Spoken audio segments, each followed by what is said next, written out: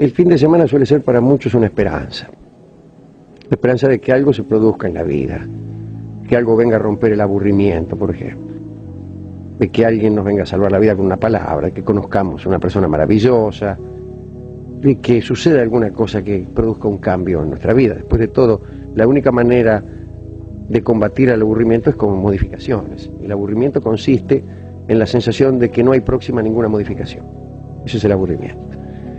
Y el domingo a la tarde sucede lo mismo que en las fiestas cuando son las 5 de la mañana, que uno se da cuenta que ha esperado en vano, que no ha ocurrido nada extraordinario, que no han venido personas a salvarnos la vida, ni hemos conocido mujeres maravillosas. Y entonces tiene sabor a desengaño esa hora. También puede ser un síntoma de que la mayoría de las personas odian su trabajo.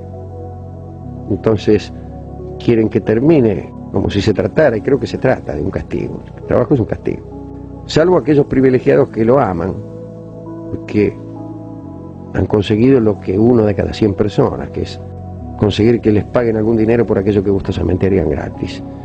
Yo estoy entre esos privilegiados, jamás he sentido angustia el domingo a la tarde, y por el contrario deseo que llegue el momento de trabajar. Pero no tengo derecho a convertir mi privilegio en una preceptiva general.